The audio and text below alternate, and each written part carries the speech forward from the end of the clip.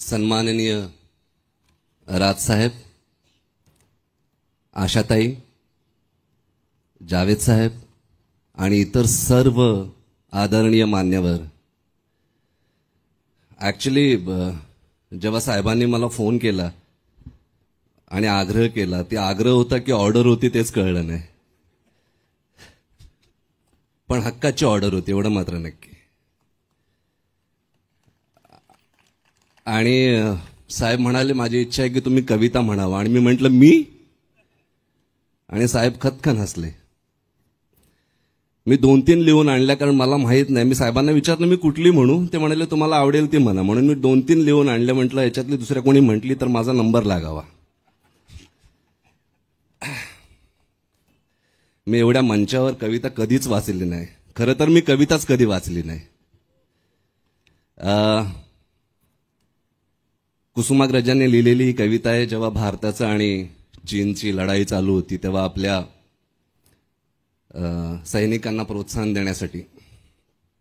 पहिल्यांदा वाचतोय, चुकलं वाकलं झोळीत टाका. बर्फाचे तट पेटून उठले, सदन शिवाचे कोसळते, रक्त आपुल्या प्रिय आईचे शुभ्र हिमावर ओघळते.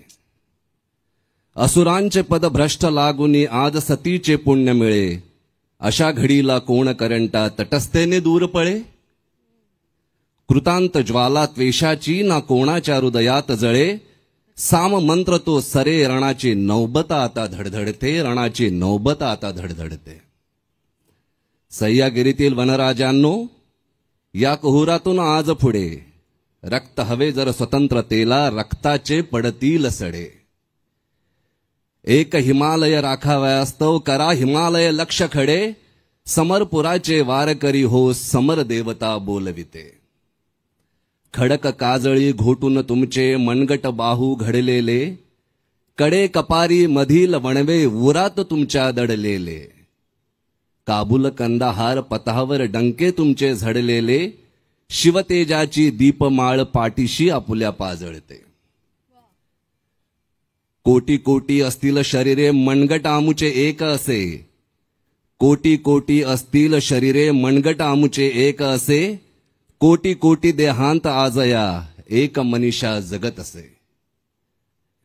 पिवळे जहरी सर्प ठेचणे अन्य मला व्यवधान नसे, पिवळे जहरी सर्प ठेचणे अन्य मला व्यवधान नसे. एक प्रतिज्ञा विजय मिळतो, राहील रण हे धगधगते, राहील रण हे धगधगते. मला वाटते साहेब मी बरोबरच बोललो असेल. नागराज, पुढच्या वेळी नक्की तयारी करून. खूप खूप धन्यवाद इथे बोलवल्याबद्दल. खूप खूप धन्यवाद साहेब. Thank you so much. Thank you. Laxman sir, तुम्ही आता म्हणालात ना मी याआधी कविता कधी वाचलेली नाहीये. मगाशी पराग सर पण असंच म्हणाले. सर, आपल्याकडे काय होतं माहिती का, आपण कवितेला एकदम डायरेक्ट फक्त बालभारतीच्या पुस्तकामध्ये आणि संदर्भाचंही स्पष्टीकरणापुरतच ठेवतो ना, ती तिथनं बाहेरच पडते. पण तुम्हाला एक गंमत सांगते. आमचा वैभव जोशी फार मोठा कवी, तो एक फार छान किस्सा सांगतो की आपल्या सगळ्यांच्या रोजच्या बोलीमध्ये कविता कशी बसलीये. म्हणजे एखादी बाई दुसऱ्या बाईला सकाळी अशाच शिळोप्याच्या गप्पा मारायला जेव्हा फोन करते आणि ती तिला म्हणत असते, तुझं काय बाई, तुझं ठीक आहे, तुला सासऱ्याचा कुठे त्रास आहे. जनरल वाक्य आहे. पण हे वाक्य खरं तर एक कविता आहे. माहिती का कशी सांगू का? ही शार्दूल विक्रीडित नावाच्या वृत्तातली कविता आहे. बघा, तुला काय बाई तुझे ठीक आहे, तुला सासऱ्याचा कुठे जायचं आहे. इतकी कविता आपल्या सगळ्यांच्या मनामध्ये. बायकांना बरं जमतं. साहेबांचा फोन आल्यापासून मी 4 दिवस भाषाच विसरलात. लिहून काढतोय, वाचतोय, लिहून काढतोय. बायकांना त्याची गरज नाही वाटत मला वाटते. पण साहेबांचा फोन आल्यावर आमच्या सारख्यांना नक्कीच गरज वाटते. खूप खूप खूप धन्यवाद. थँक्यू. छान.